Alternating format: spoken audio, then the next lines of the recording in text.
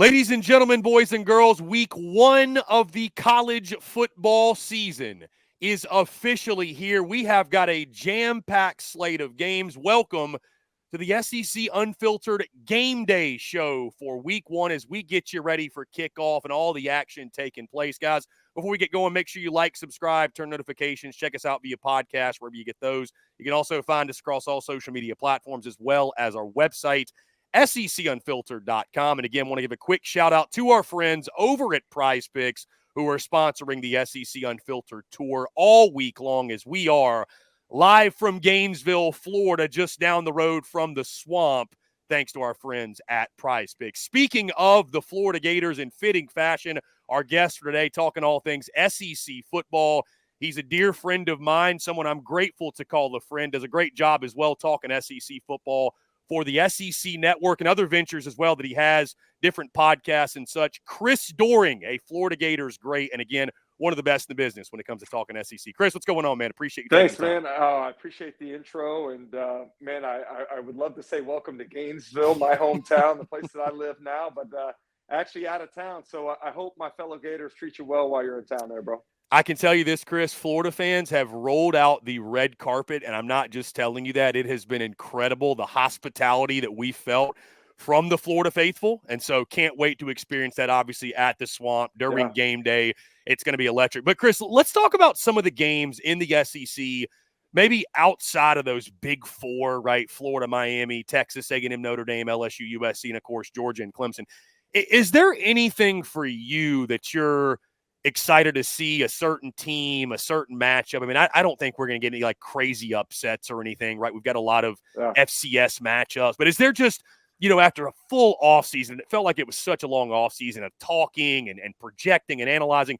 Is there a certain team that's not playing in a big game that you're most excited to finally see them take the field?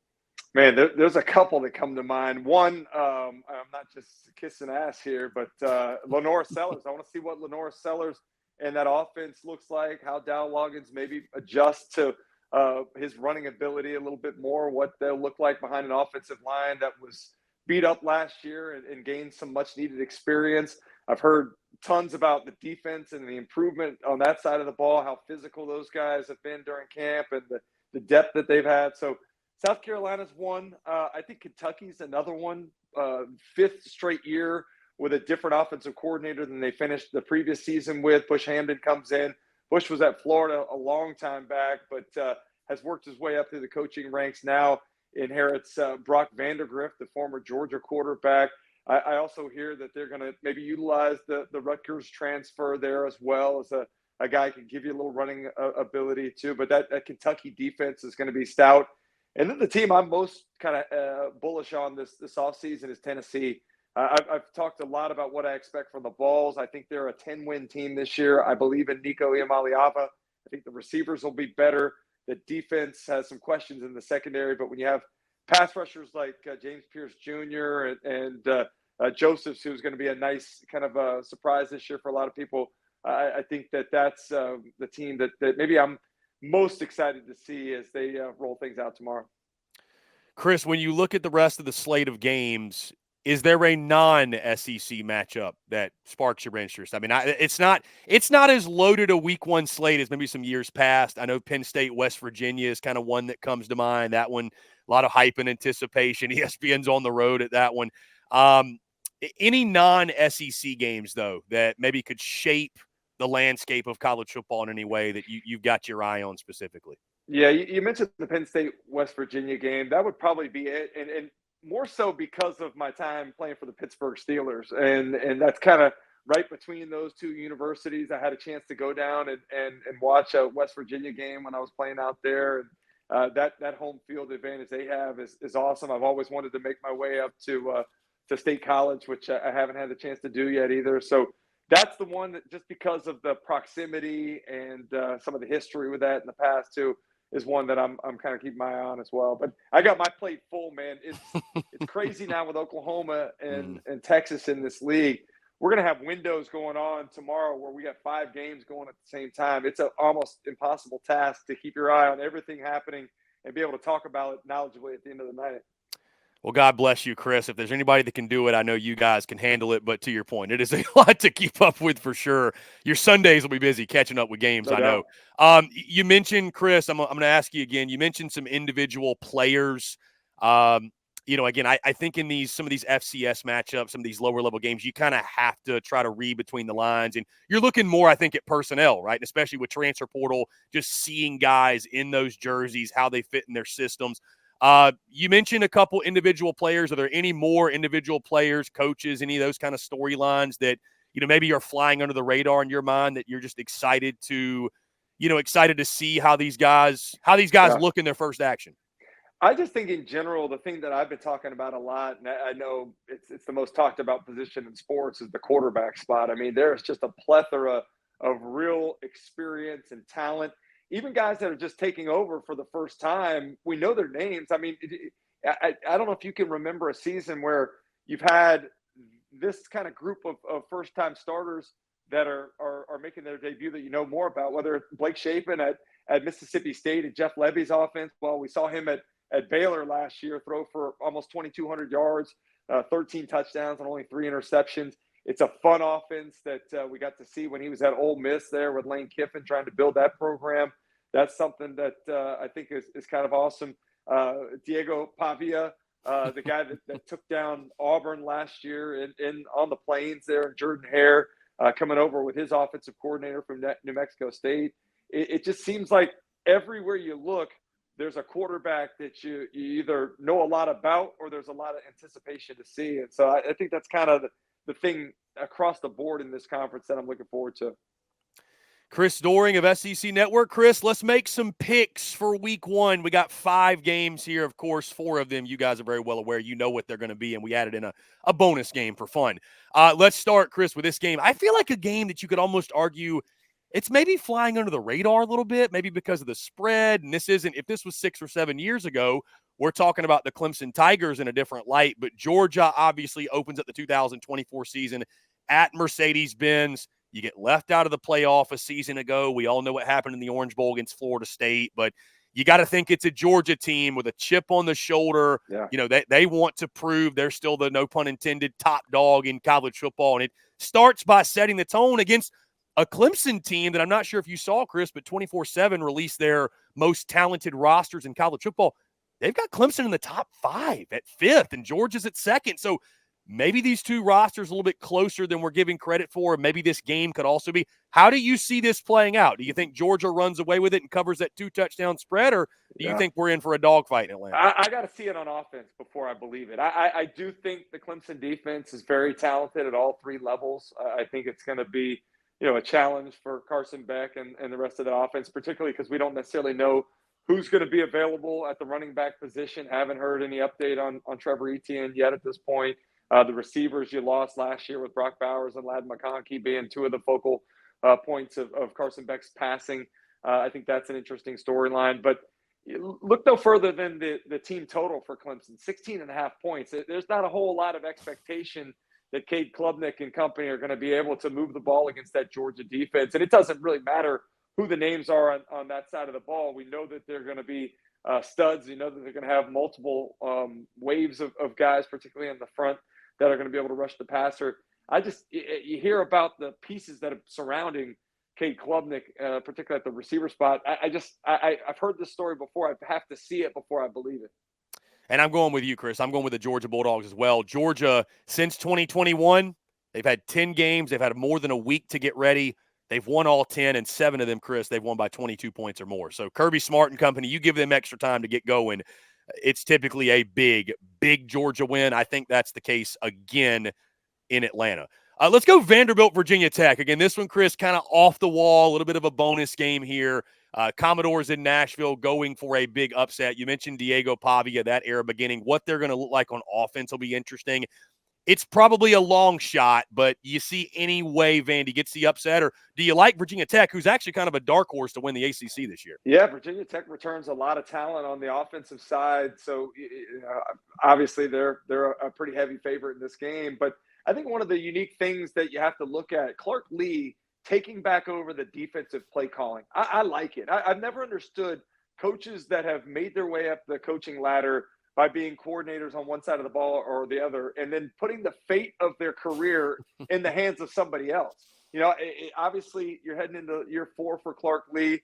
They're looking for some improvement. We thought we had it 2 years ago. That 2022 season ended with a November that included victories over Florida and Kentucky. You thought it was something they could build on, and then they took a big step backwards last season. So, yeah, I'm interested to see what Clark Lee's impact can be. Perhaps, that's the challenge of the day, the Virginia Tech offense with that experience versus, Clark Lee and his defense. But, again, I'm going to have to see it. I do think Vanderbilt, that team total over 2.5 wins looks kind of appealing to me. I think they can pull off 3 or more victories, but I do have to see what they're working with on offense before I buy into them being able to beat Virginia Tech.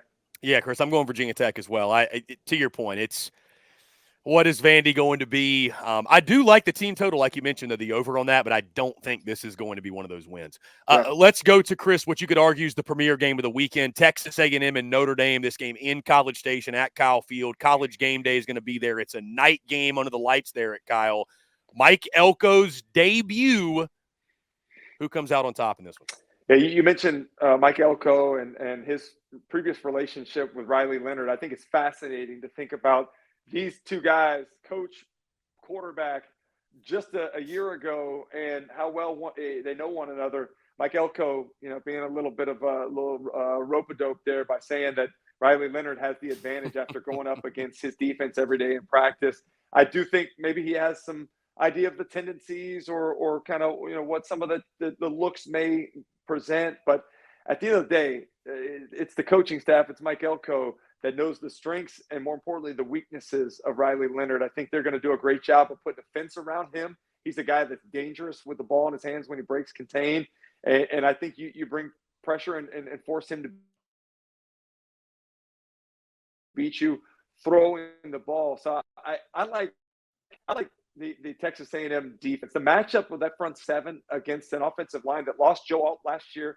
You lose your left tackle in the preseason this year. Combined, the offensive line only has 6 collective snaps. That is not good when you're going into College Station to play against that front with the two Shamar brothers there. It's going to be nasty, and it's going to be hot. It's going to be humid. It's going to be loud.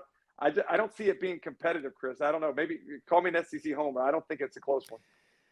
See, I feel crazy, Chris, because I feel like I'm the only SEC guy that I'm actually going with the Notre Dame Fighting Irish here. I need to see it from A&M. I know it's a new era. I get that. I just think when you're changing a culture the way that Mike Elko is, how much can you change it in an off season? It's game 1 of year 1. I like Notre Dame's defense a ton. I think it's a very winnable game for A&M, obviously, but I'm going against the grain. I'm going to go with Notre Dame here. I do think the cat and mouse between Elko and Riley Leonard is fascinating, but I'm going to give the nod to the Fighting Irish. I'm just giving – you know what it is, Chris? I'm giving A&M the opportunity to prove it. That's all I'm doing. It's not that I don't think they're capable. Yeah. I just want to see it. That's literally it. That's all. I'll tell you the thing, Chris, that I hate the most is that Marcus Freeman is such a likable guy, such a likable coach. I mean, it's great. I usually like to be able to hate Notre Dame. In fact, I thought Brian Kelly was the biggest jerk out there until he came to the SEC and I got a chance to know him. So it's not a lot of fun looking at the Notre Dame coaching staff and the head coach favorably. Chris, let's go to this game in Las Vegas on Sunday night. Speaking of Brian Kelly, by the way, LSU and USC. Boy, it's a big one for both sides. Both head coaches need it. Both teams need it. LSU has not won a season opener since 2019. Got a pair of new quarterbacks on both sides. What does it mean, Chris? Who you got in this one? Isn't it crazy how eerily similar every storyline is between these two teams, whether we're talking about both coaches heading into their 3rd year, whether we're talking about both quarterbacks being recruited by former coaches in 2021, sitting behind Heisman Trophy winners, waiting for their turn, now getting a chance to take over after starting in the bowl game last year. Both defenses absolutely sucking last year. It's crazy to think about storyline parallels between these two teams in this game. But I think, to me, the difference, Chris, is Blake Baker. Brian Kelly saw a need, and he went out and got the best possible guy. Eli Drinkwitz was gutted when we were in Mobile for the Senior Bowl when I talked to losing Blake Baker. He was the complete architect of that defense, the improvement from where they were after Steve Wilkes was let go. I think what I'm interested to see, Chris, is how much pressure that Blake Baker decides to bring. He brought a lot of it at Missouri. I think you heat Moss up in this game, see what he can do with the pressure in his first regular season start. And I'm interested to see how he utilizes Harold Perkins Jr. I really believe the coach's most important job is to put your players in position to be successful, to use the skill sets that they have to the biggest advantage for them and the team. I don't think they did that with Harold Perkins last year. I think you'll see him coming off the edge. I think you'll see him in a little bit of coverage, but I think you'll also see him. I love him in that spy position as well when they have a mobile quarterback on the other side. I think he's so instinctive in being able to know when to fire and doing a great job of keeping eyes on the opposing quarterback. You know, Chris, to your point, talking to folks in Baton Rouge, it's fall camp, so take it with a grain of salt, but they have mentioned at fall camp, Blake Baker has been sending the heat. They expect more of that in the season opener and throughout the season as well. I do agree with you. I do think there's going to be points scored in this game. Again, how far can you come in just an offseason? I think for both defenses, both have new defensive coordinators. I think there's personnel issues probably on both sides, though. What is LSU's interior defensive line like? LSU's offensive line should be able to, in my opinion, bully USC up front. I think it could be a really big day on the ground for a Caleb Jackson for LSU. They're going to throw it, but I think the run game, there's going to be more balance in that offense. To your point, though, Chris, I'm also going with LSU, and I think, ironically, LSU wins 38-35, but it's a defensive stop late that wins the game for the Tigers. And it's ironic, right? Because I think what Blake Baker, if his biggest benefit, Chris, is just that LSU can get the stop they couldn't get last year. Yeah. Just a handful. They don't have to get a bunch of them. But at the end of an LSU-USC game, when Miller Moss is trying to drive down the field and you get that pick to seal it, that's the kind of stop they just couldn't get last year. I think they finally get it in this game, and it sort of sets a tone for maybe just a different vibe on defense. They're not going to be great, but if they can get those kind of stops, I think LSU could be a college ball playoff contender. We talk about these quarterbacks too, and how long they've been around, the maturity, understanding, what the schemes are. But there's going to be some nerves. These guys are first time, like taking over the job legitimately theirs for the first time. It's about minimizing mistakes, or as you said, that defense, when you can get that key stop in the clutch moment, when you can make the quarterback hesitate a minute or make a throw that he thinks is there that's not there. That is the key to playing defense in today's college football landscape. You're not gonna pitch a 10-3 shutout the way that Georgia did against Clemson a couple years back. Chris, last but certainly not least, the game that we will be attending just down the street from where I'm currently sitting at Ben Hill Griffin Stadium, a.k.a. the Swamp. Florida, Miami. You love college football for games like this, Chris, because both fan bases, it's just game 1 of 12, but it feels like a must-win for both sides. You played for the Florida Gators. You didn't square off against Miami. So let me ask you that first, Chris. Yeah. Y'all didn't play Miami when you were there. What's your feeling? What's the hatred level for you for Miami? Because, again, you saw Florida State every year. You saw Tennessee. You saw Georgia. But you didn't see Miami. But from what I can tell, there's no love lost between these two sides. I'm glad you mentioned that, Chris, because I've read a lot of publications this week that have made kind of references to Florida and Miami. They don't really have a rivalry. Florida looking forward to getting to the SEC play. They're looking forward to finishing with Florida State. That is complete BS. And I can tell you, as a lifelong Gainesville resident, a guy that was a Gator fan from the time he could walk, the son of 2 Florida graduates that grew up in Miami, there is disdain, there is hatred, there is bitterness between these two fan bases. I would go to all the home games, but we'd also go every other year down to the Orange Bowl to watch Florida play on the road against the Hurricanes. Those were some heavyweight matches with some big-time players in it. I'm glad you mentioned it because I lament the fact that I left Florida without ever getting a chance to play against Miami. I would almost say, and it's almost heresy saying this, but if I had to cheer for Florida State or Miami, I would probably cheer for Florida State before the Hurricanes. And it seems like for whatever reason, I don't know if I've ever seen a fan base outside of Texas that wants to declare themselves back more than Miami does. They've been chirping a lot this week, and for a team that was 7-5 last year or 7-6, whatever it was, they lost 3 of their last 4 ball games. Like, where is all this confidence coming from? I'm not buying that they're this much improved team that they're trying to sell us they are. You mentioned, Chris, the smack talk. I drive into Gainesville and you see the drain the swamp that apparently some Miami fans have taken to the paint job somewhere in downtown. So they're feeling good. They're feeling confident rolling and talking that talk. I didn't know they let all the South Florida prisons open, man. They got all the thugs coming up from down there, man. It's like in the old days when I used to play against the Raiders when I was with the Broncos. You go to Oakland and it was like every piece of trash was out and about, there at the stadium. That's what it's like amongst Miami fans, man. There's a lot of, you can't spell scum without UM, as they say. So, Chris, on the field for this one, you mentioned, Miami, there's a lot of hype. People have got them in their college football playoff. Florida, it's a different story because all we wanted to talk about this offseason was schedule. Florida's compiled a pretty nice roster as well. Best roster since Napier's been there. When you look at the matchup on the field, the game within the game, where's your eyes going when these two teams meet up? Yeah, in all seriousness, I do have to look at it through an analyst's eyes, and I recognize, that there is some talent there. Mario Cristobal is a fantastic recruiter. Say what you want about his in-game coaching. He's able to construct a roster, and they have improved there. The couple things that come to my mind, and you mentioned Florida's improvement. I've been out there during the spring. I covered their spring game for the SEC Network. I've been at 2 practices, including one of the preseason camp scrimmages. I have really remarked at the upgrade in talent, the upgrade in length and size, the experience factor in the secondary through the transfer portal, what they've been able to do to add some receivers to help Graham Mertz out. So a couple things come to mind here in this matchup. First and foremost, this team is Graham Mertz's team. DJ Lagway is the future. Everybody wants to know how does DJ Lagway fit in? Do they have a package? They do not. DJ Lagway is the backup for Graham Mertz. Graham Mertz coming back for his 6th season of college football eligibility is a blessing to the Gators. And every Gator fan needs to celebrate that this is what's right about college football. A guy got a new opportunity from Wisconsin to Florida in a better fitting offense that has loved his time here at Florida so much that he came back for another season.